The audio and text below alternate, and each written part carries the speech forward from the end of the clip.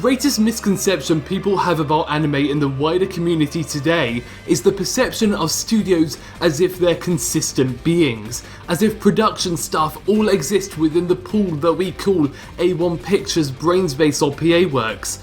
However, not only are most productions run by freelancers who come and go depending on where their next job is, but in-house staff has a tendency of moving around a lot as well.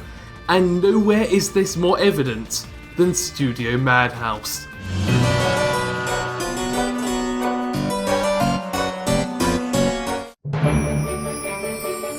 There are many people within the anime space that when asked for their favourite studio will immediately fire back with Studio Madhouse, and that is totally cool, but it's important to understand that the studio has changed drastically over the past 6 years. You could say there's two versions of the studio, and they can be clearly split into pre-2011 and post-2011 Madhouse. There's an argument to be made to move that date back to around 2008-2009 when the anime industry had to adapt to survive Japan's recession at the time, but the bigger changes at Madhouse specifically came a few years later.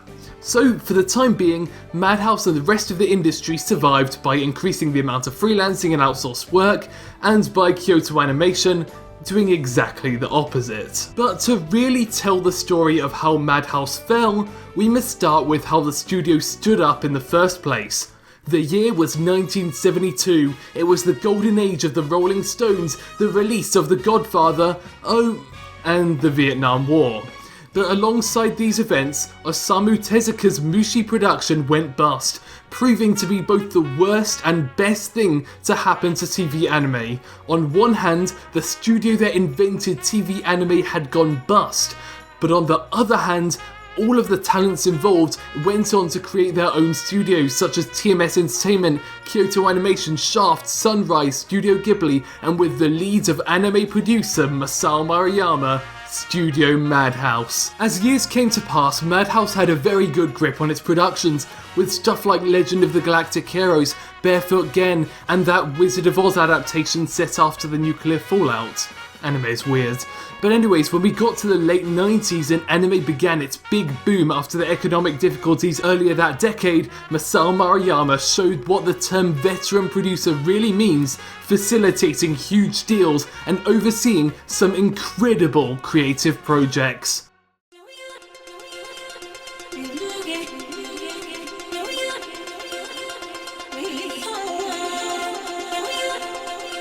First came Satoshi Kon with the amazing Perfect Blue and Millennium Actress. Then Takeshi Koike makes himself known with the Afro Samurai pilot in 2003, going on to create Redline, one of the highlights of the studio library. Then animator Hiroshi Hamasaki makes his directorial debut with Technolize and goes on to create Shigarui. Then Masayuki Kojima brings us magical shopping arcade Abanabashi, Monster, and Piano no Mari. And then Mamoru Hosoda leaves Toei Animation and starts to produce The Girl Who Leapt Through Time and Summer Wars at Madhouse. Meanwhile, Tetsuro Araki is directing Death Note and High School of the Dead. And just to top it off, Masao Maruyama personally calls up genius director and animator Masaki Yuasa, which led to the production of Kaiba and Tatami Galaxy. And that's just the directors too, but not just any directors, these are some of the biggest names in the industry. Satoshi Kon, Hosoda, Araki, Koike, Kojima, not the Metal Gear one, Yuasa, and they all worked under the same roof. Just on different days presumably, or it would get a bit crowded. However, in the world of reality, nothing goes that smoothly. In 2010, the creator of Paprika, Perfect Blue, Millennium Actress, and Paranoia Agent, Satoshi Kon died of pancreatic cancer, leaving his last film, Dreaming Machine, incomplete. Kon told the film's staff to not worry too much about finishing the film, but there was one person in particular who didn't listen.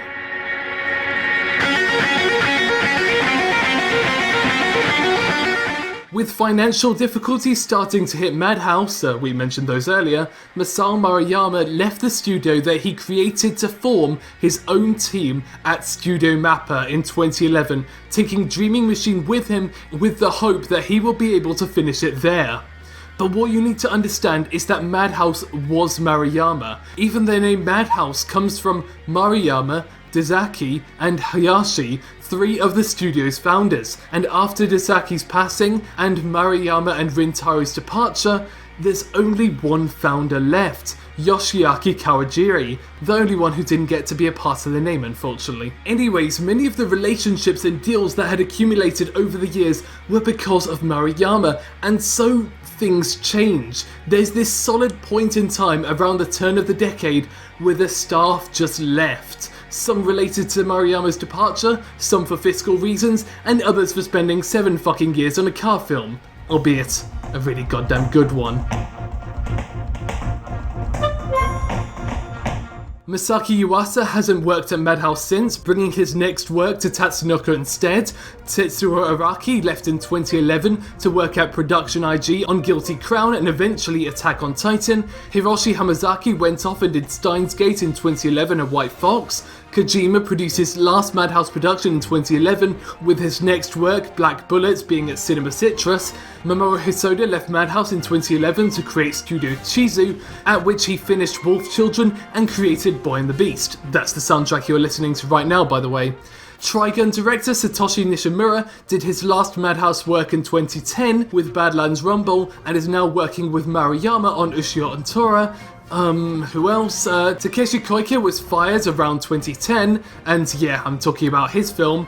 And meanwhile, Maruyama goes over to MAPPA and manages to get the bloody Zero Escape creator to write Punchline. Getting highly established game writers to write anime is not something that happens. It's kind of cheating. So that is the silent fall of Studio Madhouse. Around the turn of the decade, some of the greatest creative minds involved with the studio just left. Some came along with Maruyama to MAPPA, some formed their own teams, others just went freelance. No point making announcements over every staff leave, so we all just went with it. It's only when you start to ask questions like, where's High School of the Dead Season 2? Or, a better example, that you start to realise, hey wait, where'd everyone go? And so now, modern Madhouse is a shadow of its former self. Of course, the adaptation of Hunter x Hunter was fantastic, but stuff like the Marvel Collection, Mahou Tensou, and those god-awful Hunter x Hunter films failed to impress audiences in general, with a lot of hit-or-miss series in between that failed to capture audiences nearly as much as their past work once did. And productions like One Punch Man are just unfortunate. Yes, it's amazing from a production standpoint, but with little utilisation of Madhouse staff, it's not really their project, which is unfortunate from a studio standpoint. They may as well print, Shinko Netsume made this, we helped on the box. Even Bones animator Yutaka Nakamura showed up uncredited to graffiti Madhouse's work with Bones Rules, What's Con Revo. However, the hopes are that they may earn their own seal again in the future as we experience the silent restoration of Studio Madhouse.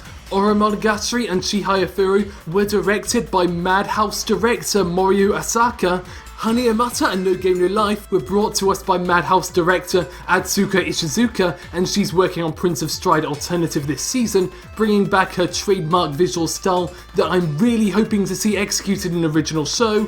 Ode Nobuna director Yuji Kumazawa went on to work on Sunday Without God a year later, and Death Parade became the studio's first original work in the past 4 years. They're nowhere near the star team of times gone by, as much of the talent cultivated within those walls have left, but I'm confident that with this team, the studio can successfully reinvent itself whilst MAPPA continues the legacy. And maybe they will be able to make Madhouse great again. That's a Donald Trump slogan, isn't it?